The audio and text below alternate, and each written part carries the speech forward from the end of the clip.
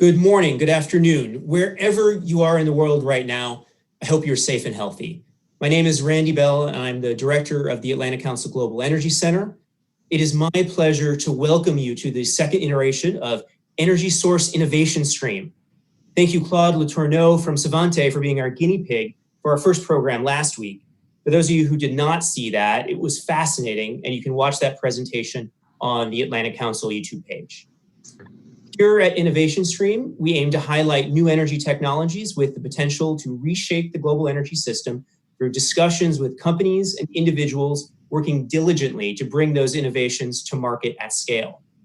For the program today, we're so pleased to have with us Bill Brown, Chief Executive Officer and co-founder of Net Power and 8 Rivers Capital. Bill is going to talk about a number of the technologies he's working on that build towards what he calls an electro-molecular economy. And I think his claim that net power makes every current fossil fuel power plant economically and environmentally obsolete is fascinating. And we're going to talk about what he thinks that means for the future of the energy system. But before we get started, 2 administrative details. First, you can follow us on Twitter at AC Global Energy and use the hashtag InnovationStream. And then after Bill's presentation, you can submit questions through the Q&A function on Zoom. And I'll try to get to as many of these as I can. Please let me welcome Bill Brown back to the Atlantic Council. Bill, it was such a pleasure to have you speak at our Global Energy Forum in Abu Dhabi in 2019, and we're so glad that you're here today. How is quarantine treating you? Well, I've gotten to know my wife a lot better. I've gotten to know my home a lot better, and I've done a lot more bike riding. That you're lucky. We're glad that you are hanging in there and continuing to do your great work. So we're going to get started, and Bill is going to share his screen, and everyone will see that there's a spot on the slide that says place your video here. So you can move your video window to that spot, and then you can see Bill speak without blocking any of his slides. This is a new innovation we're trying out. We hope it works. So let's give that a try. And now, Bill, over to you for the presentation. Good morning, everyone. Thank you, Randy. I really appreciate everything that you and the group at the Atlantic Council have done. This is a picture right here of the 2020 Atlantic Council Global Energy Forum in Abu Dhabi. I spoke at this forum in 2019. It's a fantastic conference and assembles people from all around the world. I highly recommend it. The entire team at the Atlantic Council does such a great job in helping us all think critically about where we're going and how we're going to get there. Well, let me shift a little bit to today. This is an artist's representation of the COVID virus. The current COVID crisis is indeed troubling. It hurts people, it hurts the economy, but it wasn't totally unexpected. Many people warned the world about a pandemic, but many people couldn't listen to the warnings. The whole situation bears some similarity to climate change. Climate change will also hurt the economy, and it has been the subject of many warnings. And like the warnings of pandemics, the warnings of climate change are being resisted by many. According to the United Nations Intergovernmental Panel on Climate Change, the IPCC, we need to hit net zero emissions by 2050 in order to limit global warming to 1.5 degrees C. There are a lot of pathways to get there, but the bottom line is it will cost a lot of money. By the estimate of some, we'll have to spend something $50 trillion by 2050. That's twice the size of the United States debt. That means that every day for the next 20, 30 years, we're going to have to spend somewhere between $3 to $6 billion to retrofit, replace, or offset carbon emitting equipment. That's every day for 30 years. That's a heavy lift for governments. Some will probably try to do it, but many will not. Ultimately, though, we believe that we need clean to be cheaper than dirty. We need to make sure that energy is at a price that everyone can afford, not just those in rich countries. We at 8 Rivers believe that between now and 2050, a new economy will develop to make this happen. This economy will be as different from today as today's digital economy is from where the world was 30 years ago. We at 8 Rivers call this new economy the electromolecular economy. What's so special about this electromolecular economy? Out of the box, it bears characteristics of what is often referred to as a circular economy or industrial ecology or industrial symbiosis, but it's more. It's about electricity and valuable molecules such as hydrogen, ammonia, and soda ash. These are all commodities. They are the equivalent of data in the digital economy. They link the various processes together. Then to help lower costs, these same pieces of equipment have to be used to produce multiple commoditized products. This means the cogeneration of power, electrons, and those molecules we talked about. And to make this more sustainable, the waste of one system will become the feedstock of the other systems. Think about it this way, the same way that Sears and traditional parts of IBM were disintermediated by the digital economy, the electromolecular economy will disintermediate large swaths of today's industrial economy. Industrial synergies will drive down costs of energy and essential chemicals. This will make, ultimately, the hydrogen economy a reality. And unlike the digital economy that developed opportunistically over the last 30 years, the electromolecular economy is being driven by a known necessity. The necessity that by 2050, we have to hit net zero, and the necessity of affordability, an economy so affordable that it drives social justice across the entire planet. In the electromolecular economy, no single technology comes close to addressing the problem, and no single major company is poised to step in. This is an all-of-the-above economy. One more thing, because of the urgency of our net zero objective, we don't have time to invent new technologies. Instead, we've got to deal with technologies that are lying in plain sight. Let's look at some of the stuff we're doing at 8 Rivers. See on the far left here, we've got net power. That's something well underway right now. We've got commercial plants being developed in the United States, in Europe, and the Middle East. Its sister company is 8 Rivers Energy. That deals with solid fuels. It deals with it's BEX-enabled. We can deal with biomass. TART is a technology for taking something that was otherwise worthless and called sour gas and using it in the next group of the next set of technologies for hydrogen production. How can we produce hydrogen so cheap that it can displace natural gas? How can we allow the Arabian Peninsula to start exporting hydrogen and putting the carbon back into the ground? And so we'll soon one day be talking about the Saudi Arabia of hydrogen instead of the Saudi Arabia of oil. Then there's 0-degree DAC. It's direct air capture of CO2 at a profit. It ways that will allow us to shed loads from renewables. And then there's carbonate, which decarbonizes industrial carbon dioxide. Let's look at this next page. This is a glimpse at this economy. As you can see, we've got different streams here. We've got on the far left, you've got natural gas creating 8 Rivers hydrogen and net power.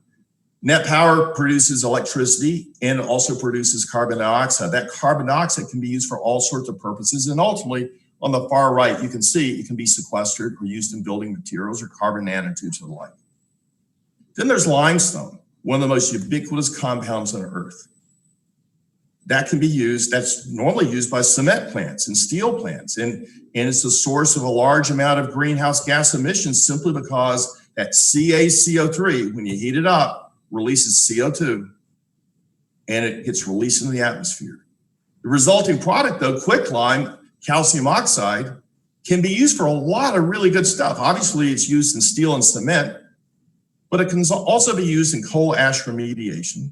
We can put that CaO in coal ash ponds and then chase it with the CO2 we captured. And we can solidify and isolate non-leachable coal ash in place. We create a whole new quarry.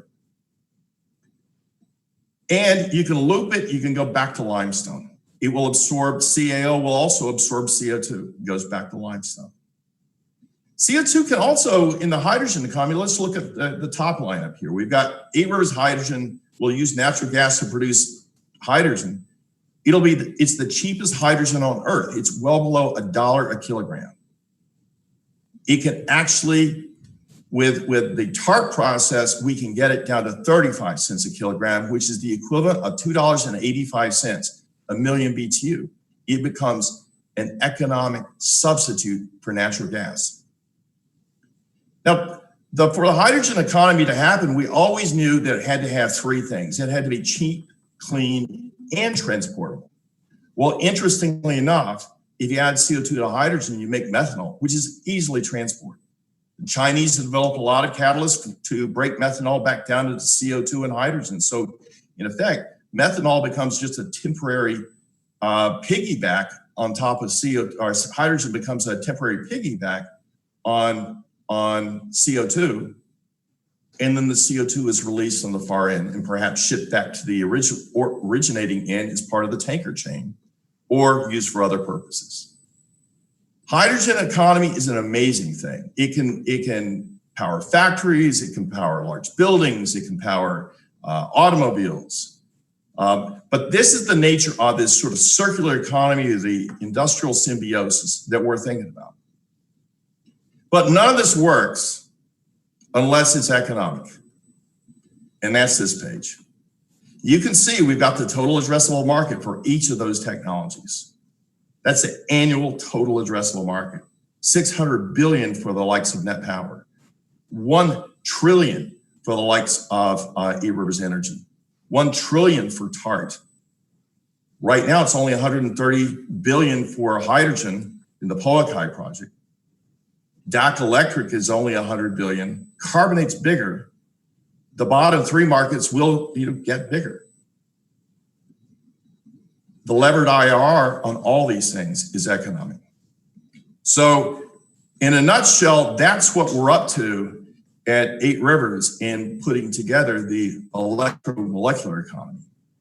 And at 8 Rivers, our guiding principles are do no harm, fast beats slow, social justice requires low costs.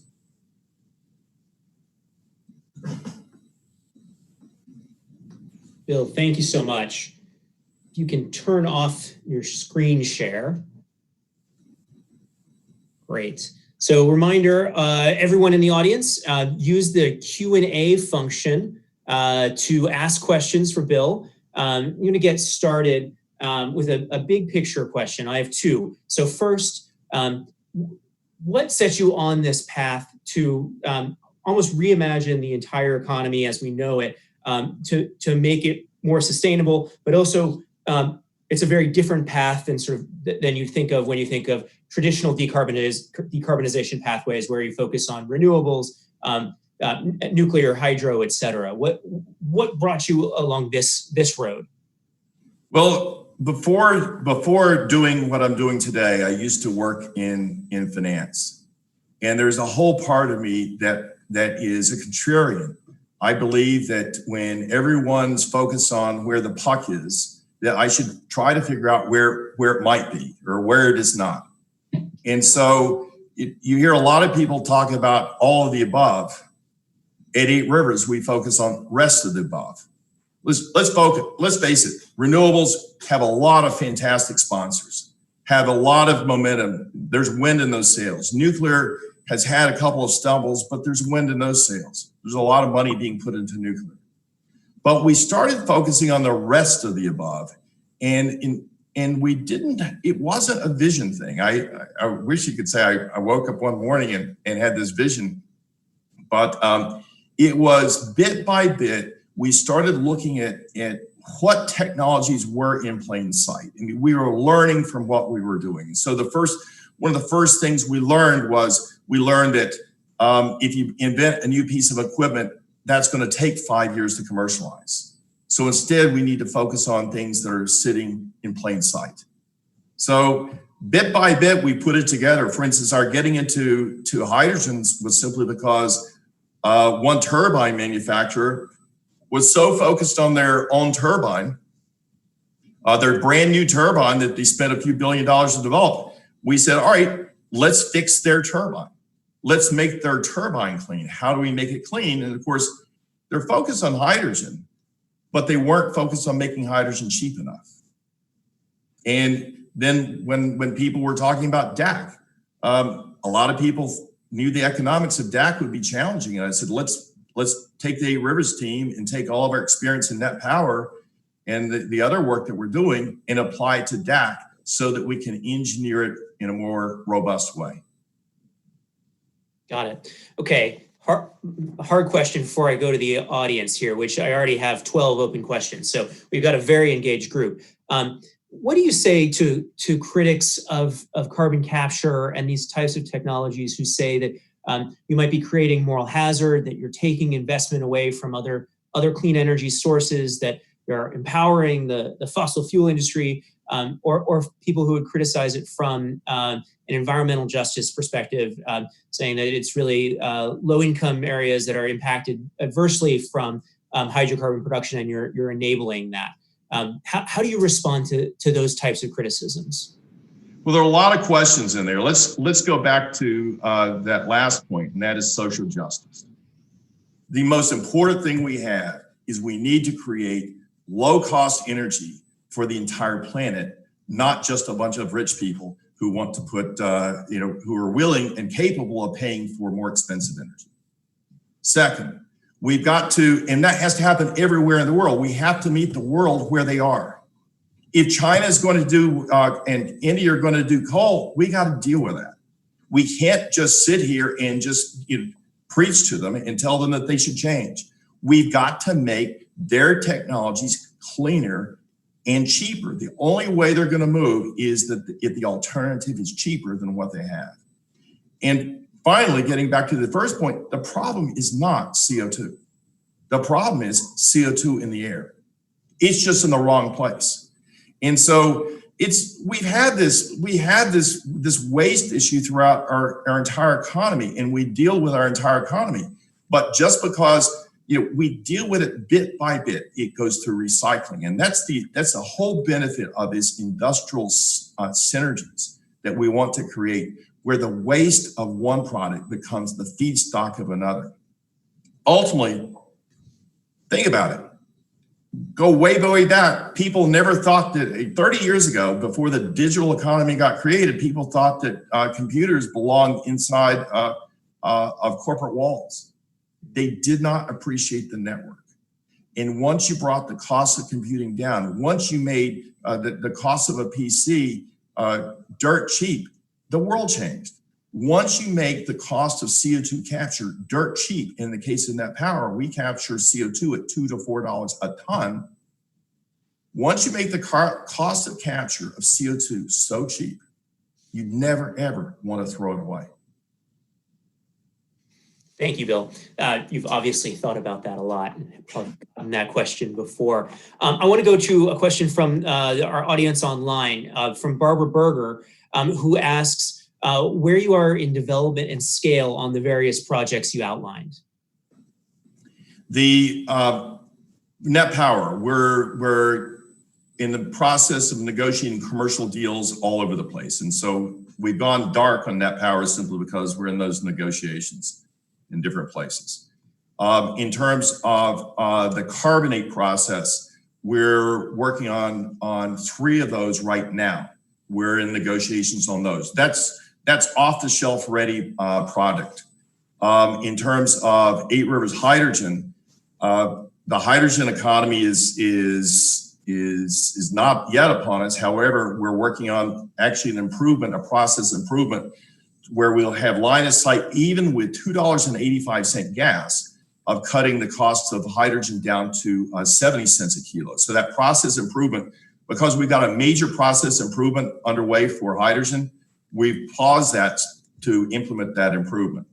Although we are working, it's public that we're working on a project in New Zealand where it would have net power is the A block, 8 Rivers hydrogen is the B block, and ammonia is the C block. That project is is also an important lesson inside of 8 Rivers. That was producing urea. And I had a problem with urea because urea, 6 days after you lay it down, it releases the CO2 in the atmosphere. And I told people that we will not put something out there that has a net carbon positive effect. And now that whole project in New Zealand involves reforestation and full forest offsets for all the urea that it puts down.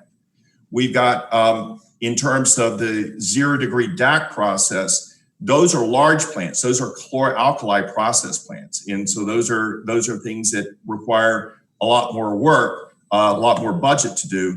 But we're partnering with one person in the renewable space that has 3 gigawatts of excess load to share renewables, because they can use that load to drive a chloralkali process and do direct air capture at a profit.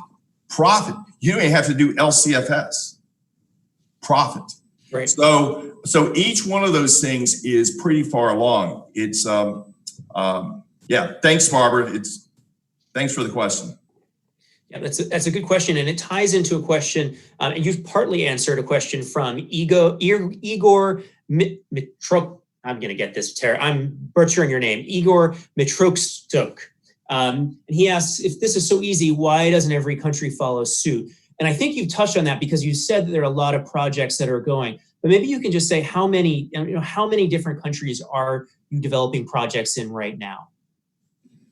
Certainly the U.S. and Canada, the New Zealand, Netherlands, Middle East, and we're starting something in the UK. So you're seeing a lot of interest globally. Yeah, but the other thing too is this. I mean, let's face it, there were a lot of things that were sitting around there in plain sight.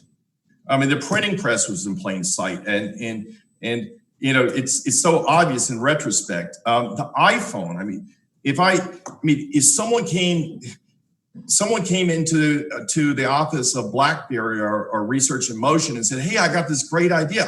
Let's take an MP3 player and a BlackBerry and a browser and a camera and put them all into one device." Well, I'm sure they did that. I'm sure someone did that. They just didn't execute. Mm-hmm. So there are a lot of solutions out there lying around in plain sight, and it simply requires people to have the vision and to sell the vision. Got it. Okay, we've got a bunch of technical questions, so we'll try to put these all together.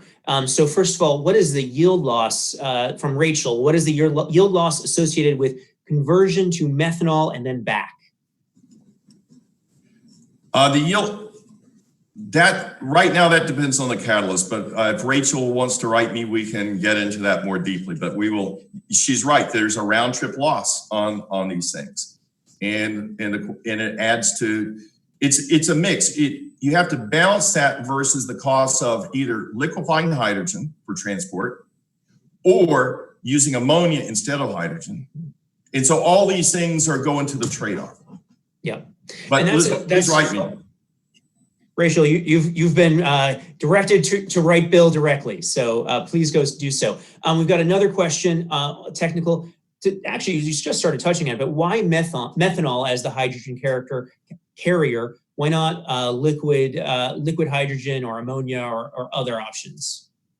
Well, as Willie Sutton, why do people rob banks? Because that's where the money is. In this case, China decided that they wanted to focus on methanol. And so because of their focus on methanol, that's where we're focused. Yep. And then one final technical question here is from Jonah Messenger. Is hydrogen methanation in the plans for 8 Rivers?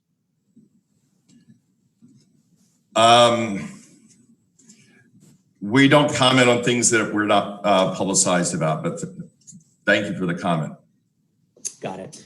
Okay. This is a question from Lee. I'm wondering if that's Lee Beck. I don't see a last name in this, but if it is Lee Beck, hi Lee Beck. She asks, can you talk a little bit about the innovations that came along as you were realizing the demonstration and test facilities? How are you refining the technology as you go? We learned a lot from the test facility in that we learned, number one, that we did not have to go as high in temperature as we originally thought. And therefore that allowed us, instead of doing, 1150, probably 1250 degrees C turbine inlet temperature allows us to, it's probably the maximum point for the process. But keep in mind, when you come out of our heat exchanger and you heat up, you're going to have to use oxygen to burn with the fuel. And so the hotter you go, the more oxygen you need. And so the parasitic, it's not the parasitic economic loss of having a larger air separation unit is something we learned really well, is the trade-off, because if I go to 1150 degrees C, I'm going to have to use a lot more oxygen if I only go to 900 degrees C. And so therefore, while my efficiency, my implicit efficiency of my turbine goes down, my plant efficiency and economic efficiency doesn't. So we learn these trade-offs in through there. We also learned that as one of the major turbine suppliers says to us, that they said they use a lot of nickel in their turbines, but they said one of the things you learn about nickel is there's a lot of waste in nickel parts, because they said nickel has a memory. Sometimes you just don't know what it remembered. And so we learned to minimize nickel. We learned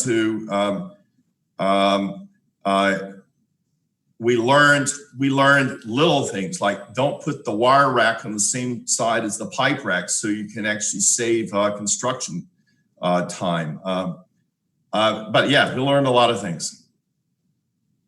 Got it. Okay, I want to ask one more sort of economic question before we end with policy questions. So Stephen Green asks, is there really productive use for all the potentially captured CO2, or does most of that get sequestered? I think that today it gets used. There's a huge opportunity in building materials that is underappreciated. And there's a huge opportunity in coal ash cleanup. I think that we created a number of nasty coal ash ponds on the planet. And every single one of them right now are being cleaned up in a way that belches out massive amounts of carbon dioxide. So if we're going to clean up coal ash ponds, we better use quicklime that's made in a clean way to put in that coal ash pond, quicklime that captures that CO2, and that we then put the CO2 into the coal ash pond to clean up coal ash ponds. So cleaning up coal ash is a big opportunity right now that we need to focus on. The other place is basically, if you think about it, coal ash pond creates a quarry, and that's mineralization of the CO2. And so mineralization of CO2 creates building materials. And so I think CO2 into building materials is another big product. And then there is a process that various chemical processes that use CO2. And then the methanol piece is sort of interesting because the CO2 can piggyback, or hydrogen can piggyback on the CO2. You can almost think of CO2 as part of the tanker. But listen, a lot of it has to go back in the ground, and we need to do what we're doing like in Iceland and relying on the mineralization cycle. But then there could very well be a day, and we don't know, carbon nanotubes and carbon nanofibers, where the CO2 becomes a building block of a bunch of 3D printed components everywhere in your neighborhood. You take CO2 and you start printing with it. I like your vision for the future here. Okay, but final question, we have 1 minute left, is how do we get there? What are the policy mechanisms we need? 45Q enough? And what can we do right now, given the current economic challenges we're facing, that will help us get back to full employment, but also move us to a cleaner future? There are two aspects. There's a domestic process right now, and I do think that the domestic process is going to play out however it plays out. But the problem we have to keep in mind, every time we enter into a negotiation or a process, we have to do what's possible rather than insisting on what's impossible. And so that's one of the gridlocks that we see in Washington. At the same time, to put that on a global scale, we cannot have a self-righteous approach to China, India, and the rest of the world. We've got to figure out where they are and deal with them where they are and facilitate them. Bill, thank you so much. We've hit the witching hour. We try to keep these tight 30 minutes. So thank you, Bill, Net Power, and 8 Rivers. This really was fantastic. And I think, as Bill said, you can reach out if you want to ask more questions, particularly you, Rachel. Thank you all for joining us online today. If you thought this was interesting, we have 2 more innovation streams upcoming, which we hope you'll join. April 16th at 2:30 p.m., Andrew Bruce from Data Gumbo, which is a blockchain solutions company. And then April 17th at 1:30, Dave Kops, the CEO of Worlds, which is a smart spatial sensing company. You want to share this innovation stream with friends and colleagues. A recording will soon be available on the Atlantic Council website, YouTube, Facebook, Twitter channels, etc. And until next time, please stay safe and healthy. And thank you again for joining us.